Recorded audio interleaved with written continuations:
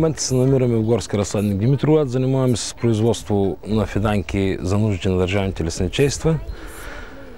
Направихме няколко опита тук с тераует. Тук липата, която от пролетните слани и студове измръзна. Тая част почвата е обработена с тераует и просто се запази по някаква случайност. И сме я запазили. Има приръст, едногодишна е липата. Двете лихи са обработени с тераует, а тия две са без тераует. Има разлика в приръста на самите фиданки. Срещани са лихите от акация. Почвата е обработена изцяло, терауета е в почвата, предварително вкаран с обработка на самата почва. Акацията е засята на 1-2 май.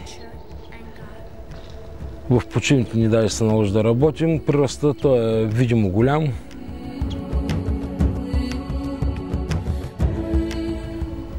Зад нас се намират тополовите резници, които напролет са вкоренени. Фиданките са с приръст над 3,50.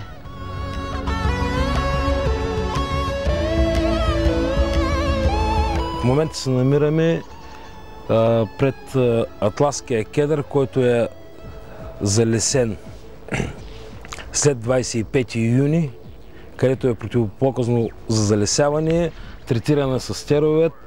Това бяха пробите, които направихме, и от 10 броя залесени имаме 7, които са прихванали.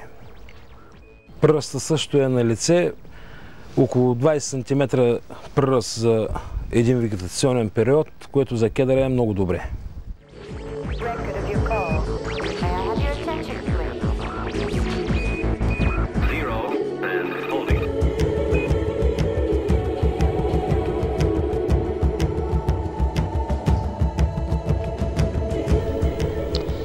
Семките от палма един месец ги държим в тераует, за да се напука външната обвивка и да почне да набива кълна.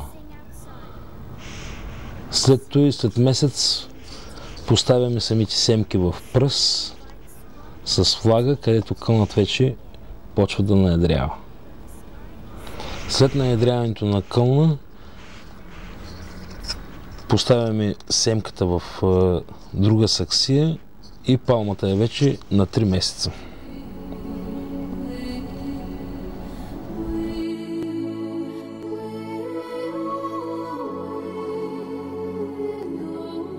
Семките са взети от форми, които са за консумация от пазара.